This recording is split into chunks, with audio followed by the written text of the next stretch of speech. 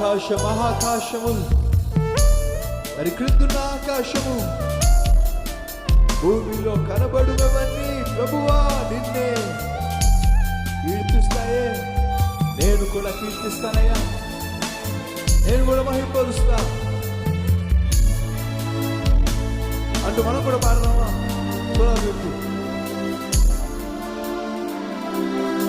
ఆకాశ మహాకాశము దాని క్రిందున్న ఆకాశము, ఆకాశ మహాకాశము దాని క్రిందున్న ఆకాశము, భూమిలో కనబడునవన్నీ, భూమిలో కనబడునవన్నీ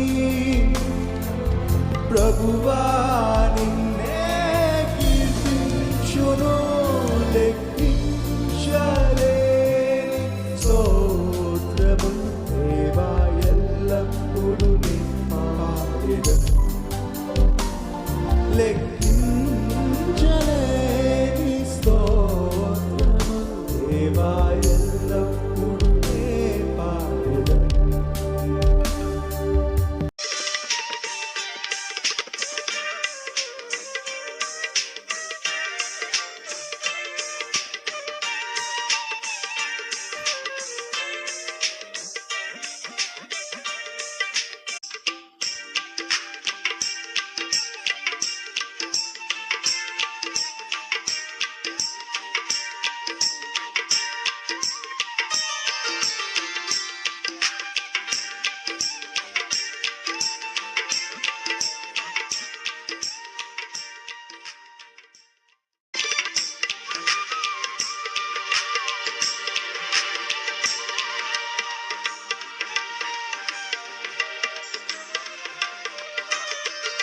కొంతమంది సేవలో పాలు పంచుకునే వాళ్ళు సాధారణంగా ఇచ్చేటటువంటి ఒక పనికి మాలిన సాకు ఏమిటో తెలుసా?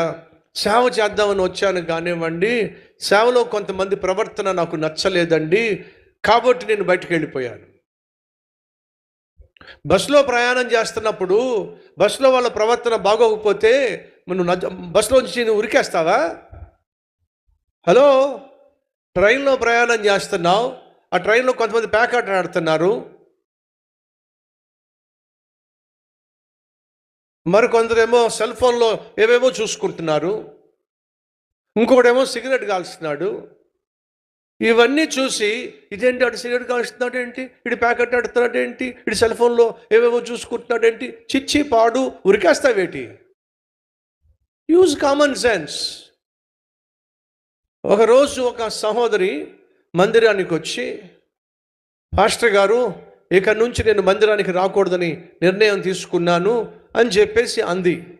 ఎందుకమ్మా మందిరానికి రాకూడదని తీర్మానం తీసుకున్నావు అని అంటే, నేను మందిరంలోకి వస్తున్నప్పుడు ఓ సంఘ పెద్ద నన్ను అసలు పట్టించుకోలేదండి, కనీసం పలకరించలేదండి. ఓకే అమ్మా, తర్వాత నేను వచ్చి మందిరంలో కూర్చుందామని చెప్పి కూర్చునే ప్రయత్నం చేస్తే ఎవరు నాకు చోటు ఇవ్వలేదండి. ఓకే, అంతేకాదు నేను కూర్చుందామని ఒక చోటుకి వెళ్ళి కూర్చొని చూస్తే పైన నాకు ఫ్యాన్ కూడా లేదండి. ఓకే,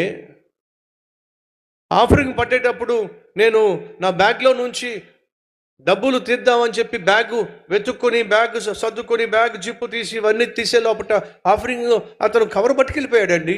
అసలు ఇక్కడ మనుషులు ఎవ్వరు మంచోళ్ళు కాదండి, కాబట్టి అసలు ఈ సంఘానికి రాకూడదు అనుకుంటున్నానండి అని చెప్పి అంది. సరే తల్లి, నువ్వు ఒక పని చేయి, ఈ గ్లాస్ నీకు ఇస్తున్నా,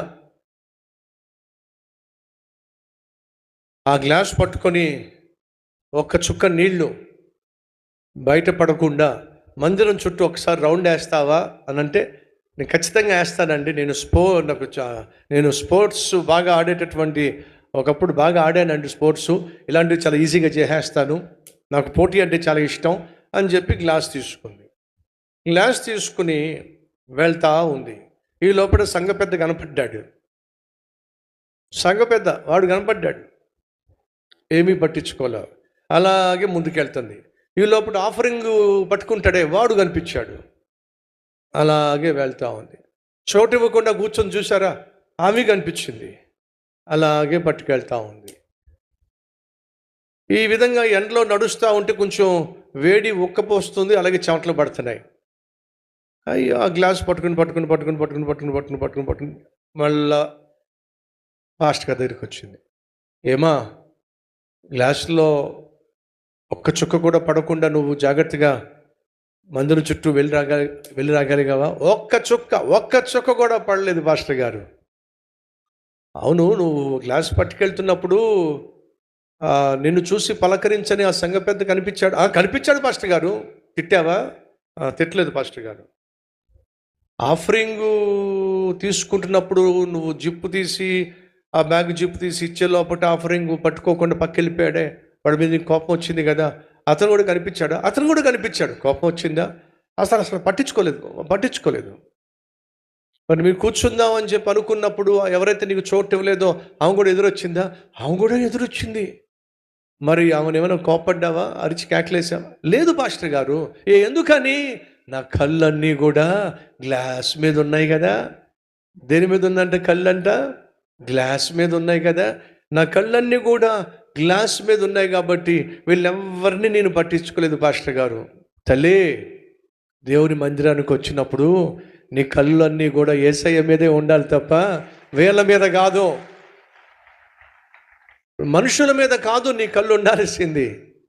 నేను ప్రాణంగా ప్రేమించింది యేసయ్య, నీ కోసం ప్రాణం ఇచ్చింది యేసయ్య. నువ్వు వచ్చింది ఆ యేసయ్యను ఆరాధించటానికి, ఆ యేసయ్యకు ప్రార్థన చేయడానికి, ఆ యేసయ్య వాక్యాన్ని ధ్యానించడానికి మందిరానికి వస్తున్నావు కానీ సంఘ పెద్ద కోసం రావట్లా, పక్కన కూర్చున్న ఆమె కోసం రావటల్లా, ఆఫరింగ్ పట్టేవాని కోసం నువ్వు రావటల్లా. నువ్వు వస్తుంది ప్రభువైన యేసుక్రీస్తును ఆరాధించటానికి. ఆ గ్లాస్ మీద నీ మనసు పెట్టుకున్నావు కాబట్టి ఒక్క చుక్క కింద పడలేదు, వీళ్ళెవరిని పట్టించుకోలేదు. అమ్మ వినో, నీ ఆత్మీయ జీవితం తొనకకుండా ప్రశాంతంగా నీ ఆత్మీయ యాత్రను ముగించాలి అని అంటే అమ్మా, నీ కళ్ళు ఉండాల్సింది సంఘంలో ఉన్న సభ్యుల మీద కాదమ్మా, సంఘానికి ఆధారమైన క్రీస్తు మీద నీ మనసు ఉండాలి.